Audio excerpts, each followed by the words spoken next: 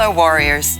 I am excited to share with you our new and improved way of giving, which we're now making our universal method across our entire site. When you click that red Give button, you'll be taken to a secure, streamlined giving link. This new system not only makes the process easier for you, but it also helps us save money and use your generous gifts even more effectively. You also have the option to cover the small processing fees, which is a huge help to us. Thank you for standing with us, for your generosity, and for making it possible for us to continue spreading hope and love around the world.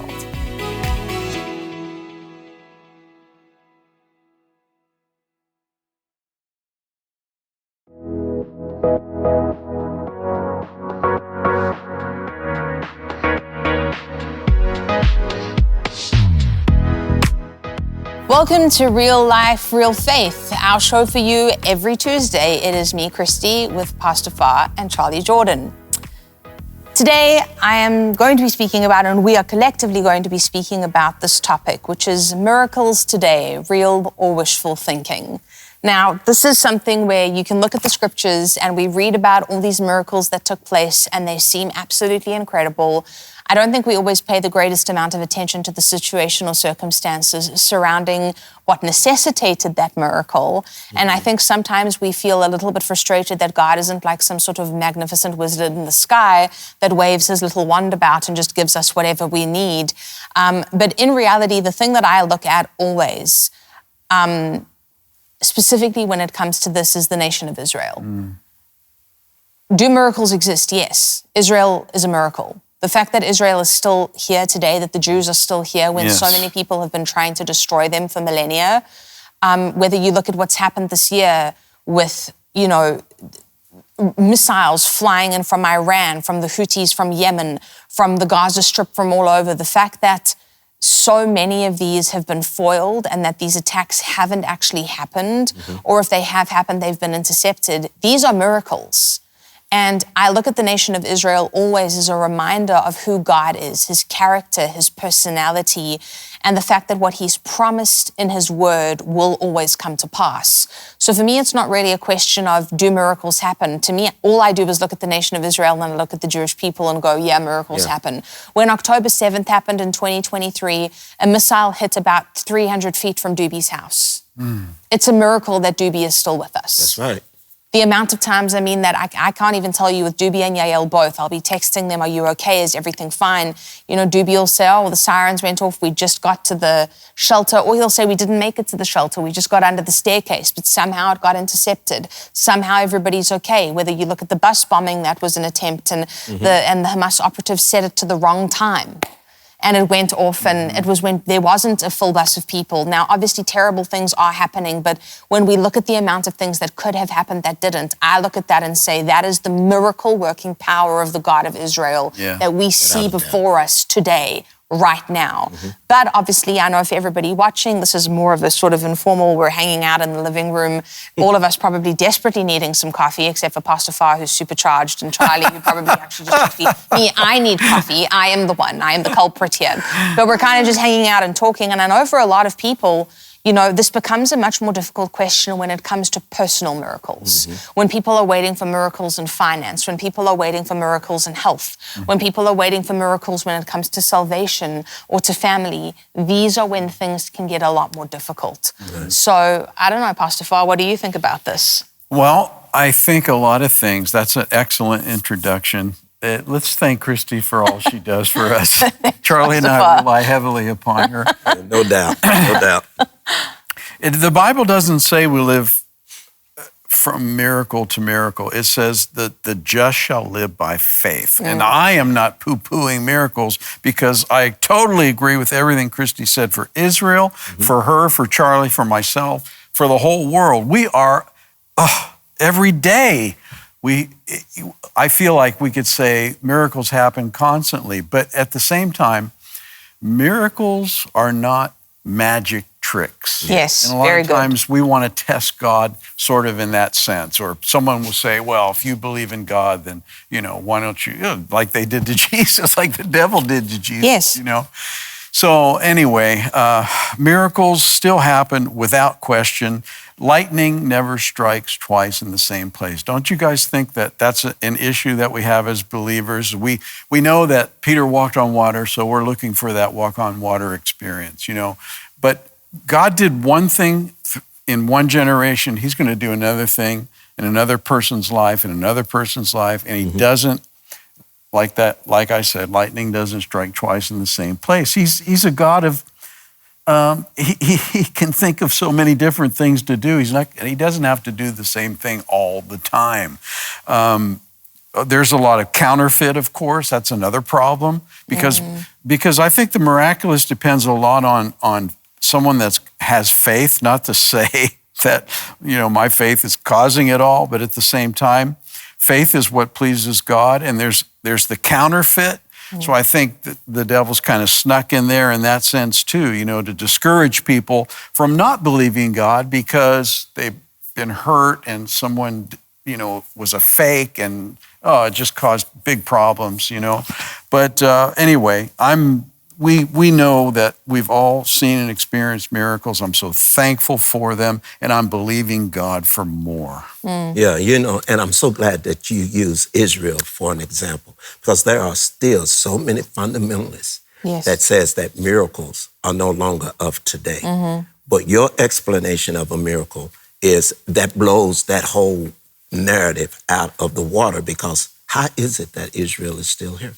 How is it? If miracles are of yesterday and they are no longer, and God is not doing any miracles, why is it that Israel is still here? Let's look at Israel. They are surrounded by their enemies, and their backs are up against the Mediterranean. They have nowhere to go. It's crazy. Yeah. But yet and still, Israel is still here. You see, that's a miracle in itself. Yes. Ongoing. And what the problem is with us in free society in America, that, see, we can have these different ideas or ideology about all of this, but the truth of the matter is God is a miracle. We are here alive today. That's a miracle. Every time you get up, that's a miracle. That's a miracle. See, this is how Charlie looks at it. This is how I look at it, because, see, God is a God that loves to perform miracles. He's a miracle-working God. And so, yes, miracles are of today. And, you know, I had something that happened to me when I was ministering just a couple of weeks ago. I was in Atlanta. And this was one of the first times that this happened, because, you know, and I was blown away, Christy, but I was up there and I was playing my bass guitar. I was doing what I do. And then when I was finished, I went back to sit down, and all of a sudden I had this excruciating pain in my back. And I said, oh, man, I've done something, man. I'm up there. I'm not 20 years old anymore. And I'm jumping around up there, and I thought I had tweaked my back. But then the Spirit of the Lord just whispered very kindly to me. He said, Charlie, you didn't start with a twisted back, and you didn't end with a twisted back. And that's when I felt, okay, this could be God.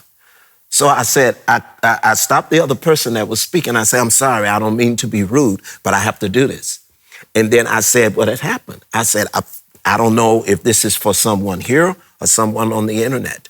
But when I sat down, my back started hurting. Make a long story short, it was a lady on the right side of the building. She raised her hand, and she came forth, and she said, yes, I walked in here. I had an accident. Two of my vertebrae out. It's been this way for several years. And we prayed the prayer of faith, and her back was healed right there in that meeting. Now, of course, I would say, thank you, Jesus.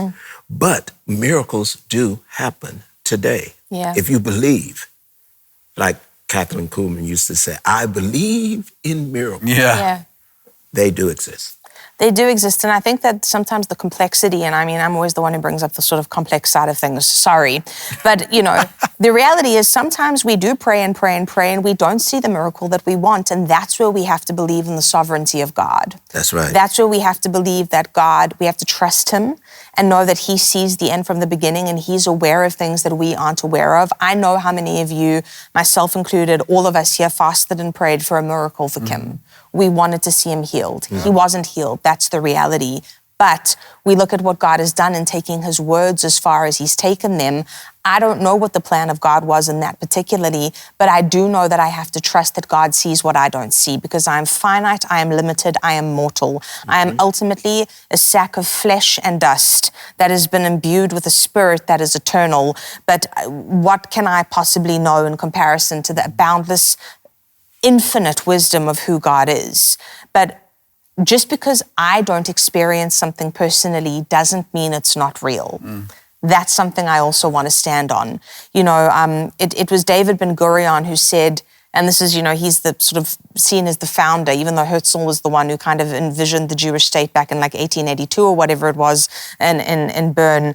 It was David Ben-Gurion, really, who was the first prime minister and founder of Israel. And he said, in Israel, in order to be a realist, you must believe in miracles. And that's something I've always kind of hung on to and loved. In Israel, in order to be a realist, you must believe in miracles. I have seen miracles take place for other people that I myself have waited for that I haven't seen. But that doesn't change who God is, and it doesn't change God's capacity. Just because the water flowed from a rock a couple times in the desert doesn't mean that that's what he's doing now. Just because the Red Sea parted once doesn't mean all the seas are going to part. It's like what Pastor Farr was saying, Charlie's been saying, things look different. But my experience doesn't change who God is. Think about Job. Think about everything Job went through. Right. After everything that he went through, after all the things that he dealt with, Job chapters 38 to 42 are some of my favorite scriptures, really, because it's Job, who I would perceive to be somebody righteous, who I would look at and think, maybe this guy does deserve an answer. When he's saying all these things to God, God says, where were you when I made the foundations of the earth? Stand up, brace yourself like a man. I will question you and you will answer me. And all God does is ask him questions. Right. For chapter after chapter after chapter, and Job's response is, I spoke of that which I know not. I am nothing but dust. Forgive me for speaking to the Almighty of whom I know not.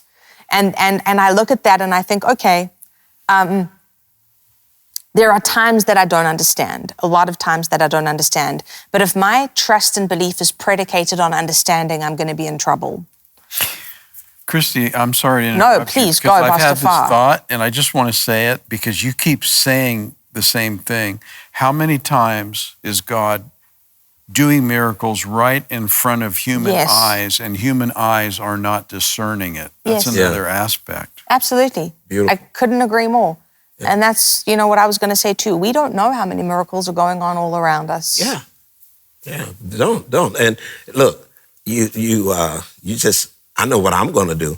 I'm going to start reading Job. No, because that's the book that a lot of people stay away from. Yeah. It's one of my favorites. Yeah. But that in itself, Job, is a testimony of a miracle. Yes. Because everything was bad around him, but look what happened in the end. Look what happened. And then his perspective at the end was just so miraculous in itself. Yes, it was. So, I love that example. And God did that, and he's the same. We change, humans change, God doesn't. He is the same. If he did it then, he can do it today. But I would encourage you, don't allow understanding to be your predication of whether or not you believe. Our belief has to be based on who God is and who we know he is and who he's revealed himself to be through the scriptures, which is why it's important to know the scriptures, because we see the character of God revealed. So thank you for joining us for yet another round of existential questions asked by the three of us and discussed amongst the three of us.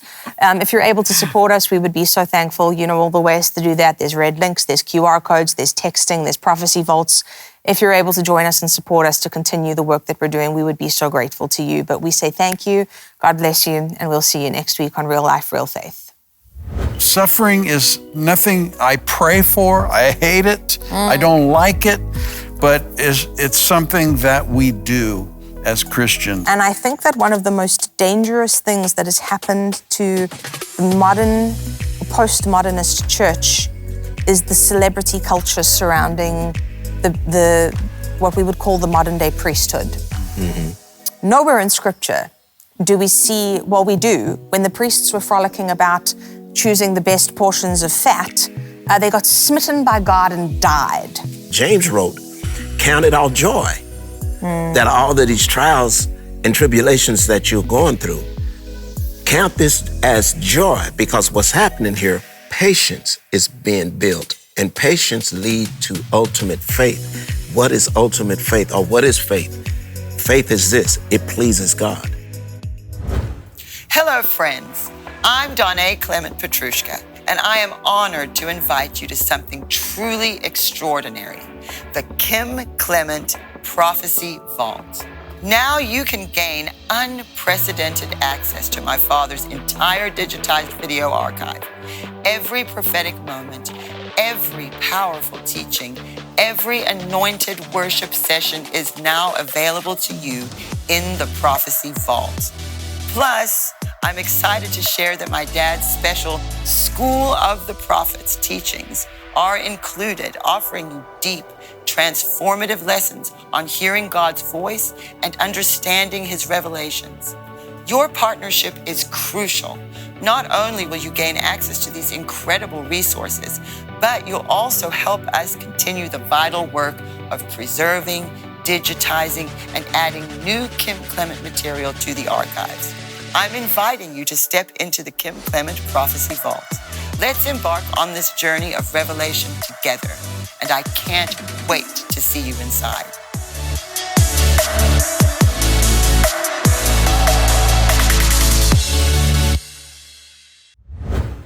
We have Andrew Sorcini from Beverly Hills Precious Metals with us today. If someone has a 401k, can they take some of that and purchase gold as an investment for their future? They can, and it's a great way to do it, because if you have an IRA, a government TSP account, a 401k from a company that you used to work at but don't work at anymore, or if you still work at the company and you're over 59 and a half, these can be rolled over into a precious metals IRA. And if you were to speak to your financial advisor about it, they'll tell you, oh, this is a taxable event. They'll tell you things like gold and silver are volatile. But really, the thing is, they don't want you to get into precious metals because it doesn't benefit them monetarily. I'm here to tell you that your accounts can be rolled into a precious metals IRA without it being a taxable event. You would own real gold and silver that is stored in a third-party depository that's insured in a lockbox with your name on it. So if someone goes to bh-pm.com, is that the correct website? Okay, and that's going to be on the bottom of the screen. If they go there today, what do they need to do? Okay, so there's an online form there, and the form, almost every page on the website has the online form. So you just fill in your first name, last name, email address, telephone number, say that Kim Clement sent you, or the House of Destiny. We'll know what you mean. And in the notes section, be as detailed as you can. Sometimes people put things in there like, I'm a complete novice. I really don't understand precious metals. I've been wanting to understand. I want to invest, but really I need more information first. Then put that in there. If you're someone that's been investing in gold and silver for years and really don't need a consultation, you just want to check prices, then put that in there. Everybody watching, if you are interested in precious metals, this is where you want to go. Thanks again. Thank you.